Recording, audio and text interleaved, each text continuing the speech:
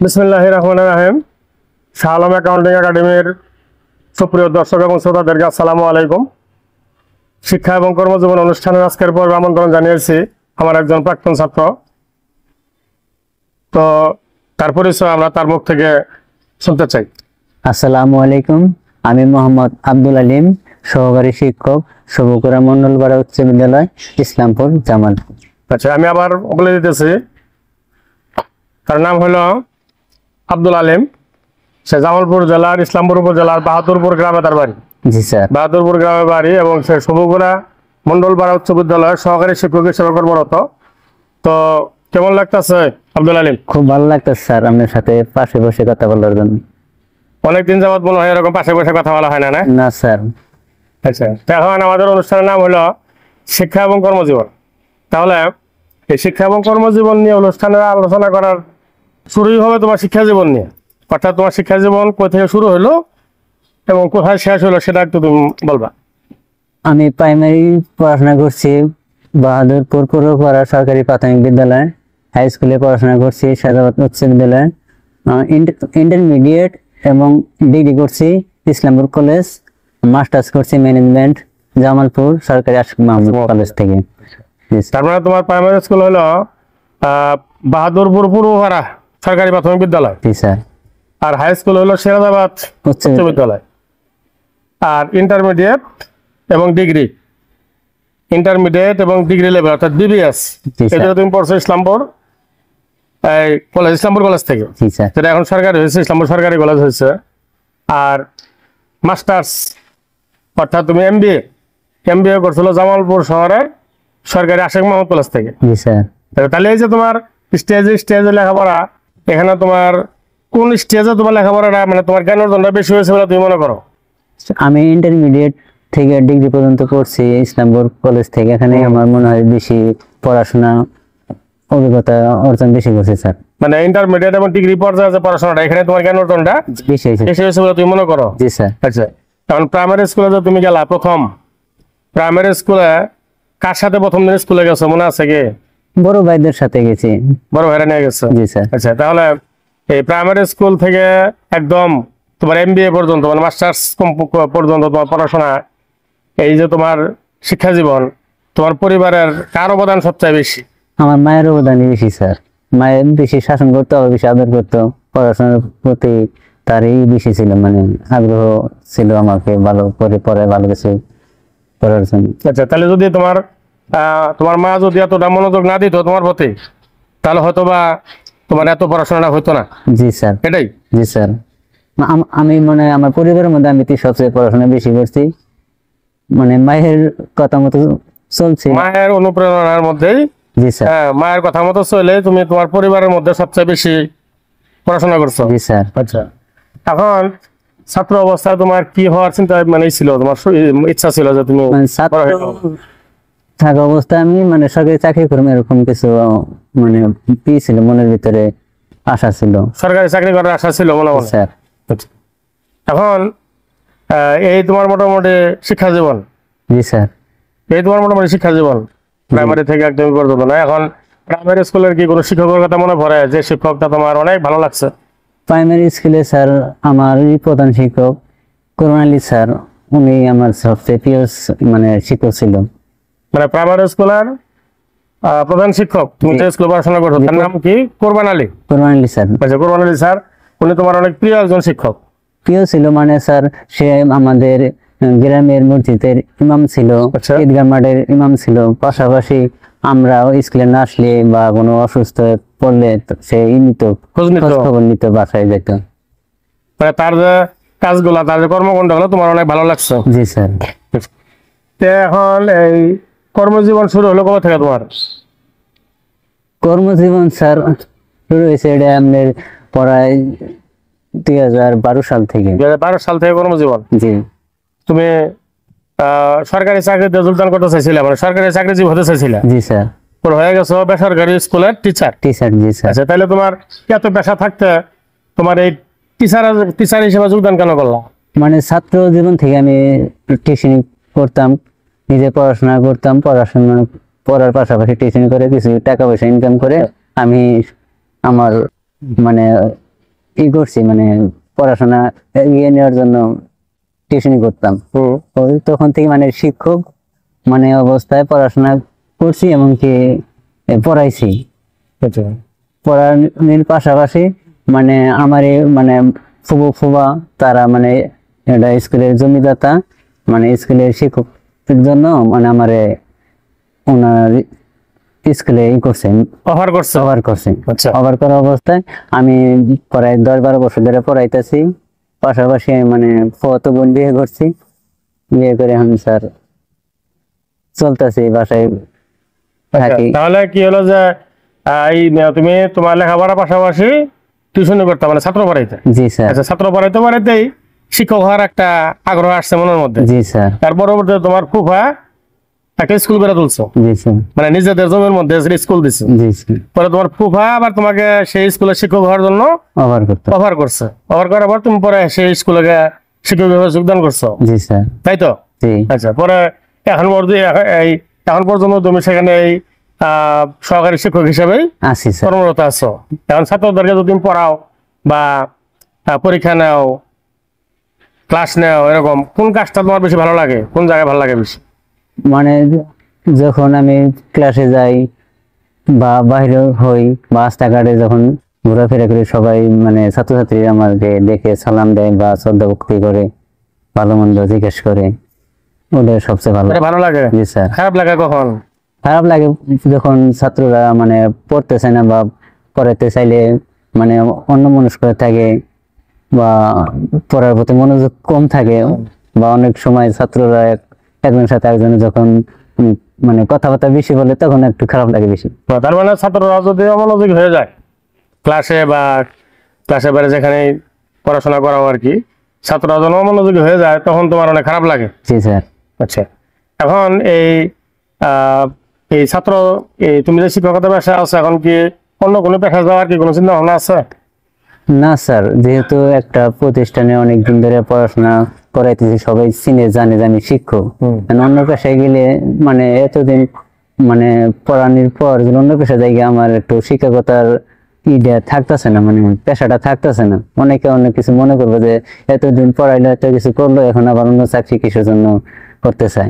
আমি কষ্ট করতেছি বাড়ির থেকে, আল্লাহ যদি কোনোদিন বেতন করায় বা আপনারা দোয়া করবেন যাতে আমার বেতনটা তাড়াতাড়ি হয়, এর জন্য আমি শিক্ষকতা অবস্থায় আছি। মানে এই শিক্ষক হিসেবে আছো, এখানে থাকতে চাইতেছো? জি স্যার। যে ভবিষ্যতে অন্য কোনো প্রতিষ্ঠানে যাওয়ার আপাতত ইচ্ছা নাই? না স্যার। আচ্ছা, এখন যদি ব্যক্তিগত প্রশ্ন করি যে তুমি কি বিয়ে করছো? তো না, বিয়ে করছি স্যার 2015 সালে, প্রায় 10 বছর। আচ্ছা, এটা কি খাতের বিয়ে বিয়ে করছো, মানে সম্পর্ক করে বিয়ে করছো নাকি পারিবারিক ভাবে বিয়ে করেছো? বাবা মার পছন্দ মতো বিয়ে করা হয়েছে বা বিয়ে করছি। বাবা মা যেভাবে পছন্দ করছে জি। ওইভাবে বিয়ে করছো? আমার প্রথম বিয়ে করছি, মানে বাবা মার পছন্দ পাশাপাশি মানে আমার শ্বশুর শাশুড়ি পছন্দ ছিল। আচ্ছা, তখন যে বিয়ে যে করলা, বিয়ার আগে যেরকম আছিলে, মানে বিয়ার আগের আব্দুল আলিম আর বিয়ার পরের আব্দুল আলিমের মধ্যে কি কোনো পার্থক্য আছে?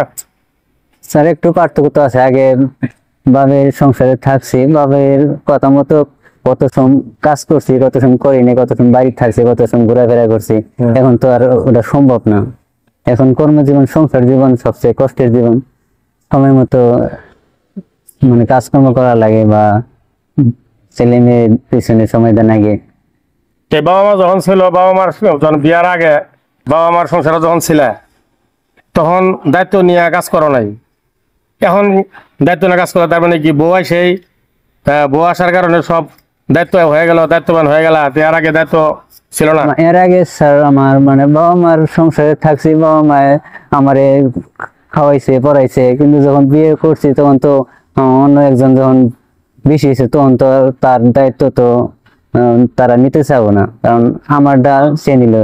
আমার বউ আছে, আমার ছেলে মেয়ে যখন থাকবো তখন তো তারা তার দায়িত্ব আমারই বেশি লাগা লাগবে। তার মানে এই বিয়ে করার পরে বউ ছেলে মেয়ে এই সংসারের এদের দায়িত্ববোধ এসে গেছে বেশি তোমার? জি স্যার। মানে দায়িত্ববোধটা বেড়ে গেছে। জি এই স্যার। দায়িত্ববোধ থেকেই জীবনটাও একটু পরিবর্তন হয়েছে, মানে জীবনটা একটা শৃঙ্খলার মধ্যে আসছে, জি স্যার। তাই বলতে চাইতেছো না? জি স্যার। আচ্ছা, তাহলে আগের জীবনের চাপ বিয়ার পরের জীবনে ভালো হয়েছে?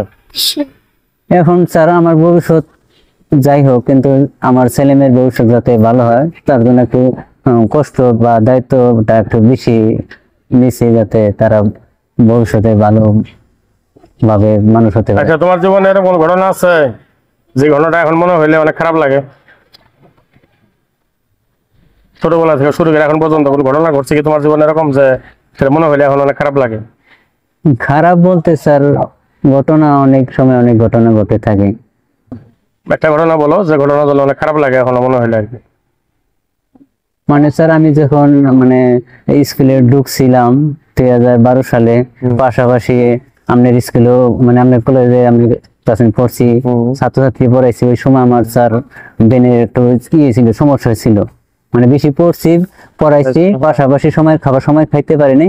আমার ব্রেনের অনেক সমস্যা ছিল, মানসিক সমস্যা, মানে অনেক টেনশন।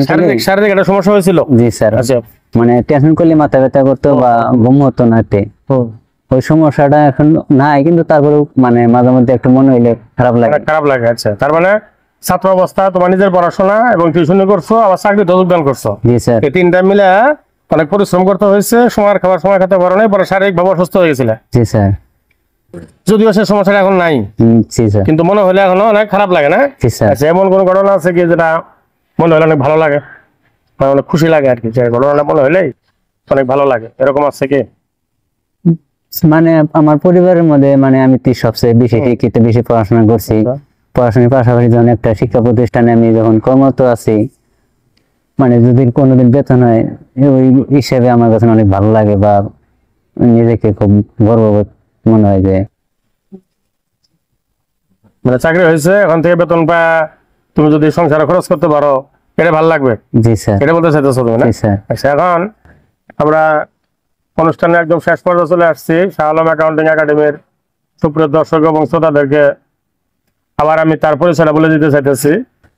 তার নাম আব্দুল আলেম। সে জামালপুর জেলার ইসলামপুর উপজেলার সমুগুড়া মন্ডলপাড়া উচ্চ বিদ্যালয়ের সহকারী শিক্ষক। তো তার আগে অনুষ্ঠানটা শেষ করার আগে আর একটা কথা আমি তার কাছে জানতে চাই, সেটা হলো যে তুমি তো 9-10 থেকে অ্যাকাউন্টিং পড়ছো। জি স্যার। 9-10 পড়ছো, ইন্টারমিডিয়েট পড়ছো, ডিগ্রিতে পড়ছো, পরে মাস্টার্সে পড়ছো। অ্যাকাউন্টিং পড়তে গিয়ে তো অনেক বড় বড় হিসাব মিলাইছো। এখন এই অনেক বড় হিসাব মিলাইলা, এখন তোমার নিজের জীবন হিসাব কি মিলছে? আমার জীবন হিসাব স্যার এখনো মিলাইতে পারি নাই, কারণ অনেক পড়াশোনা করছি, পাশাপাশি ছাত্রছাত্রী গিয়ে পড়াইছি। অনেকেই মানে আমার কাছে পরে অনেকেই চাকরি করে কর্মরত অবস্থায় আছে, কিন্তু আমি অনেকদিন ধরে চাকরি করি। পরে 10 বছর নন এমপি ভুক্ত স্কুলে এমপি হয়েছে, কিন্তু আমার মতো আর কয়েকজন বাকি আছে, তাদের বেতন এমপিও নাই। এর জন্য মানে একটু মানে আমার হিসাবটা একটু আছে। তোমার হিসাবটা অপ্রাপ্তি কি প্রাপ্তি, মানে কত পার্সেন্ট মিলছে বা কত পার্সেন্ট মিলা নাই, এরকম কি?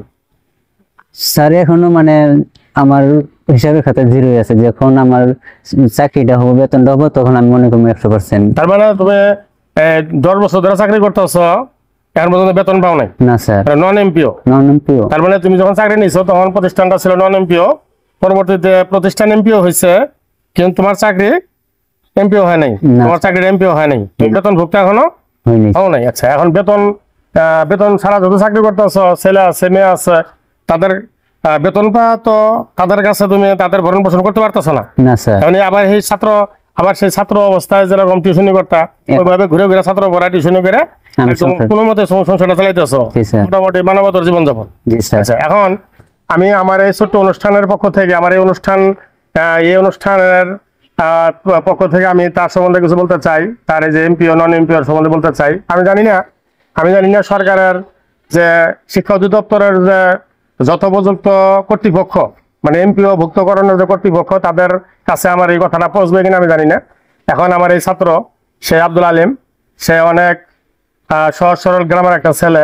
হয়তো এই আব্দুল আলিমের মতো আরো শত শত ছেলে মনে হয় এই নন এমপি অবস্থায় বছরের পর বছর সার্ভিস দিয়ে যাচ্ছে প্রতিষ্ঠানগুলোতে, শিক্ষা প্রতিষ্ঠানে।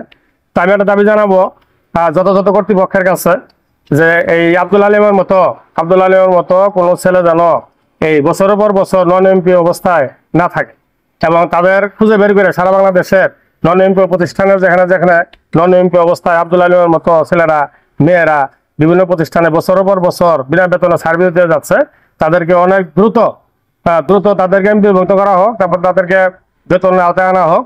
তারা যেন মাস শেষে বেতন তুলে তার স্ত্রী সন্তানের মুখে হাসি ফোটাতে পারে এবং স্ত্রী সন্তান মিলে তার জীবনটা অনেক সহজ হয়। এটা আমি বলতে চাই। আমি জানি না আমার এই অনুষ্ঠানের মাধ্যমে এই এমপিও ভুক্তিকরণ যে কর্তৃপক্ষ আছে তার কাছে কথাটা পৌঁছবে কিনা, কিন্তু আমার একটা আকুল আবেদন। কারণ বর্তমানের যে বাজার অবস্থা, বর্তমানের যে অর্থনৈতিক অবস্থা, সেক্ষেত্রে চাকরি করে বেতন পায় সংসার চালানো অনেক কঠিন। আর সে জায়গায় সে 10 বছর যাবৎ বিনা বেতনে চাকরি করে, এটা অনেক অমানবিক। এখন আমার আর কিছু বলার নাই, আমি আপনাদের কাছে বিদায় নিব। আমার আব্দুল আলিমকে আরেকটা জিনিস আমি আব্দুল আলিমকে বলবো যে ছাত্র অবস্থায় সে অনেক গান গাইছে। হ্যাঁ, সেই গান কি এখনো গাও না? গান স্যার গান গাইলে স্যার আমার অনেক সময় ভালো লাগে। আচ্ছা, এখন তোমার মন মতো একটা গান গাবা, তোমার মন মতো একটা গান তুমি এখন গাবা আমার দর্শকদের জন্য। তোমার ইচ্ছা, তোমার মন মতো একটা গান গাও। আমার মতো এত সুখী নয় তো কারো জীবন, কি আদর স্নেহ ভালোবাসায় জড়ানো মায়ার বাঁধন, জানিয়ে বাঁধন ছিঁড়ে গেলে কবু আসবে আমার মরণ। আমার মতো এত সুখী নয় তো কারো জীবন, নয় তো কারো জীবন। মুখে ধরে যত ফুল ফুটালাম, সে ফুলের কাটা ছাড়া কি পেলাম, ভাগ্যের পরিহাসেরই নাম। মুখে ধরে যত ফুল ফুটালাম, সে ফুলের কাটা ছাড়া কি পেলাম, ভাগ্যের পরিহাসেরই নাম। কেন নিয়তির কাছে বারে বারে হেরে যায় মানুষ এমন, আমার মতো এত সুখী নয় তো কারো জীবন, নয় তো কারো জীবন। চারদিকে নিরাশার বালুচর, কি আশায় বেঁধেছি এই খেলাঘর, স্বপ্ন ভেঙে দিতে এলো ঝড়। চারদিকে নিরাশার বালুচর, কি আশায় বেঁধেছি এই খেলাঘর, স্বপ্ন ভেঙে দিতে এলো ঝড়। কেন মমতার টানে কেঁদে মরে, বেদনার কথা এখন, আমার মতো এত সুখী নয় তো কারো জীবন, নয় তো কারো জীবন। ধন্যবাদ, ধন্যবাদ আলিম।